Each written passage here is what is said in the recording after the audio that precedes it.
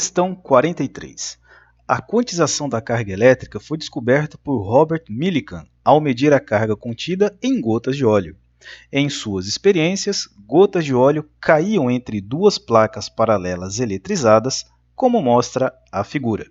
O exercício mostra para você uma placa eletrizada negativamente, outra placa eletrizada positivamente e entre as duas placas uma gota de óleo carregada.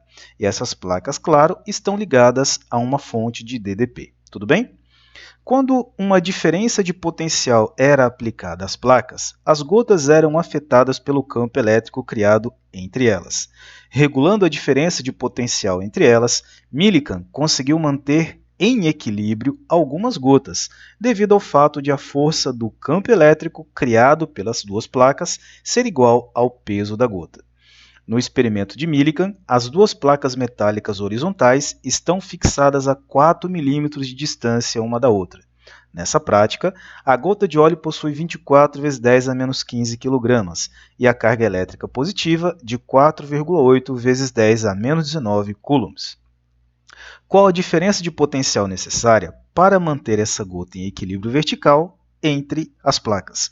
Desconsidere os efeitos do ar entre as placas e adote G igual a 10 metros por segundo ao quadrado.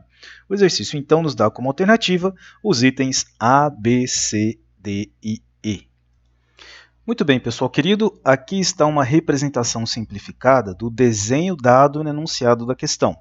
Eu mostrei para você a placa negativa, a placa com cargas positivas, a gota de óleo carregada positivamente e a distância entre as placas de 4 milímetros. Além disso, o texto da questão nos disse que essa gota de óleo tem uma massa de 24 vezes 10 a menos 15 kg e ela está carregada com carga positiva. E essa carga vale 4,8 vezes 10 a menos 19 coulombs. A questão quer saber da gente quanto deve ser a diferença de potencial entre essas placas, que a gente está chamando de U, para que essa gota de óleo fique em equilíbrio, ou seja, que ela não vá para cima e nem caia aqui para baixo. Tudo bem? O primeiro degrau para você conseguir resolver esse exercício é entender as forças que agem nessa bolinha. Sério? Sério. E você deve ter percebido que se essa bolinha, se essa carga, se essa gota de óleo tem carga positiva, é porque ela vai ser atraída pela carga negativa. Sério? Sério. Pessoal querido, essa força que existe entre cargas opostas é aquilo que na física você conhece como força elétrica. Sério? Sério. Então, em função dessa carga ser positiva, essas placas negativas vão atrair essa gota de óleo carregada positivamente. Mas o exercício disse que essa bolinha, que essa carga positiva, que essa gota de óleo, não se desloca, ela fica em equilíbrio, porque a força elétrica está em equilíbrio com a força peso, que puxa essa gota de óleo para baixo. Tudo bem? Sério, prof? Sério. Então aqui nós temos um equilíbrio entre a força elétrica e o peso. Beleza. Outra coisa que você precisa entender é o sentido do campo elétrico para você conseguir resolver essa questão. Veja só como é que vai ficar. Essas linhas azuis que eu desenhei para você é a representação do campo elétrico. O campo elétrico ele tem orientação, de modo que ele sai das cargas positivas e vai em direção a essas cargas negativas, tudo bem? Por isso a setinha indicando que o campo elétrico é da carga positiva para a carga negativa. Porém, a coisa mais importante para você visualizar nesse campo elétrico é que, na medida em que você percorre esse caminho entre as placas, a distância entre essas linhas do campo não muda. Sério? Sério. A distância entre duas linhas do campo não muda, porque essas linhas são paralelas. Essas linhas paralelas indicam para você que esse campo elétrico é um campo elétrico uniforme. Ele não é um campo elétrico colombiano. Campo elétrico colombiano é aquele que muda a intensidade em função da distância, aquele que você divide pela distância ao quadrado. Ah, professor, aqui não tem não? Não, esse aqui não muda a distância em função, não muda a intensidade do campo quando você varia a distância. Então esse é o primeiro degrau para você conseguir entender essa questão. Tudo bem? Ok, prof. E aí que nós vamos escrever o equilíbrio, né? O exercício disse para a gente que essa gota de óleo encontra-se em equilíbrio. E, professor, mas o que significa dizer que essa gota de óleo encontra-se numa condição de equilíbrio? Ah, esse equilíbrio quer dizer o seguinte para você. Quer dizer que se esse sistema está em equilíbrio, significa, pessoal querido, que a força resultante sobre ele vale zero. Não existe nenhuma força ganhando da outra. Ah, não? Não. Se não existe nenhuma força que está ganhando da outra, a gente vai dizer assim, a intensidade da força elétrica, que é aquela força que puxa a bolinha para cima, é exatamente igual à intensidade do peso, que é a força que puxa a bolinha para baixo. Como o sistema está em equilíbrio, como não há força resultante, a força resultante é igual a zero, não existe nenhuma carga maior, de mais intensidade que a outra. Tudo bem? E aí, prof, como é que a gente calcula essa força elétrica? Pois é, essa força elétrica você calcula ela fazendo a carga daquela gota de óleo, sim, vezes a intensidade do campo elétrico. E você não pode esquecer que essa carga, na verdade, está em módulo, o sinal dela não importa. Tudo bem? E você sabe que o peso a gente calcula fazendo a massa da bolinha vezes o campo gravitacional. Muito bem. Pessoal querido, essa carga o exercício deu para a gente. E o exercício disse que ela vale 4,8 vezes 10 a 19. Vamos nós aqui, 4,8, sim, vezes 10 elevado a menos 19. Muito bem, isso aqui é a intensidade da carga.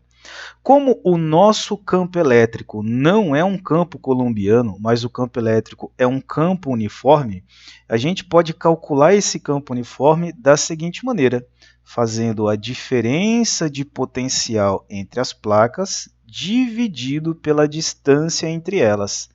Sério, professor? Sério.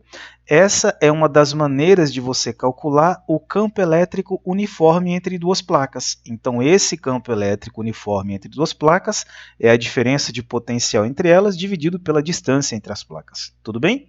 Isso aqui vai ser igual.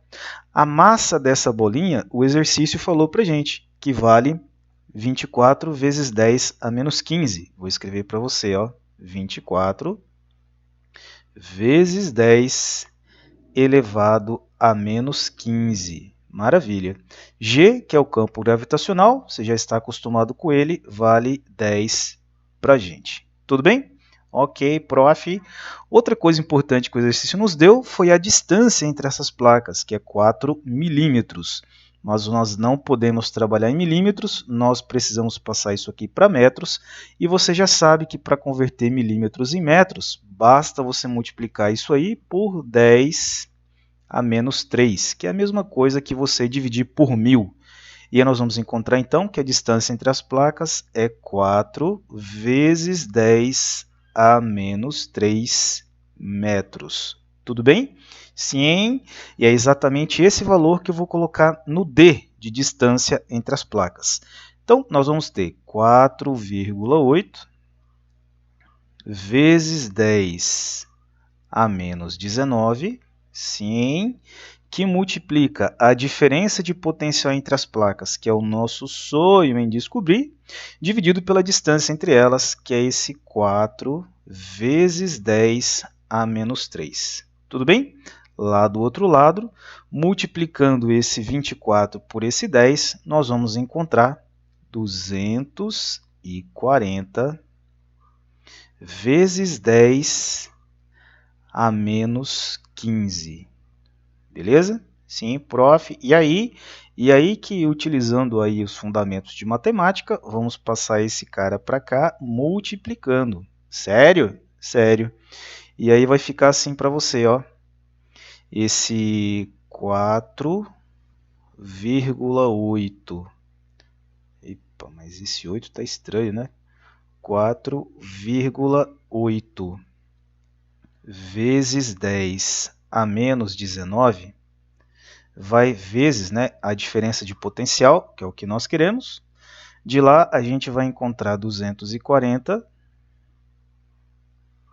vezes 10 a menos 15. E isso aqui agora vai ser multiplicado por 4 vezes 10 a menos 3. Ei, prof, não troca o sinal da base, não? Não, porque ele passou multiplicando, né? Ele não foi invertido de denominador para numerador.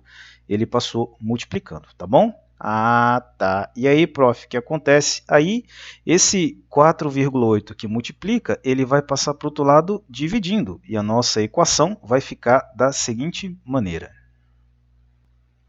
Esse U, que é a diferença de potencial que a gente está procurando, vai ser igual. Se a gente multiplicar 240 vezes 4, a gente vai encontrar 960. Sério? Sério. 960 vezes 10. Somando a base menos 15 com a base menos 3, vamos encontrar aqui menos 18. Ah, tá. E esse número aqui, ó, foi dividido pelo 4,8 que veio. Só que para facilitar a nossa vida, vamos transformar o 4,8 em 48, ó, para ficar mais fácil fazer a conta, né? E essa base, se você andou uma casinha para a direita, claro que ela vai virar menos 20 para você, tá bom? Então, esse U, que é a diferença de potencial entre as placas, vai ser 960 dividido por 48, que você vai encontrar 20. Sério? Sério. Vezes 10 a menos 18, que está lá em cima, vezes 10. Agora sim, você vai usar aquela propriedade, que esse 10 a menos 20 vai passar para o numerador e ele passa com o sinal trocado. Ele vai passar positivo, ó. Sério, prof? Sério. E aí vai ficar mais 20 para você aqui. Ah, tá. E aí, o que acontece? Ah, vai ficar assim, ó. Esse U vai ser... Esse 20 nós vamos deixar ele quietinho, que vai multiplicar 10 menos 18 mais 20, vai dar para você mais 2, ó. E aí, se você tirar essa base 10, esse U vai dar para você, andando duas casinhas para a direita, o 20 nós já temos, mais duas casinhas, você vai chegar no valor de 2.000 volts. E professor, então quer dizer que a diferença de potencial entre as plaquinhas tem que ser 2.000 volts? Tem. Só que você não vai encontrar esse resultado no gabarito, não. Ah, vai não? Não, porque ele transformou esse volts em quilovolts. Ou seja, ele pega esse valor que você tem aí, ó, e divide ele por 1.000. Para quê, professor? Para passar ele para quilovolts. Sério? Sério.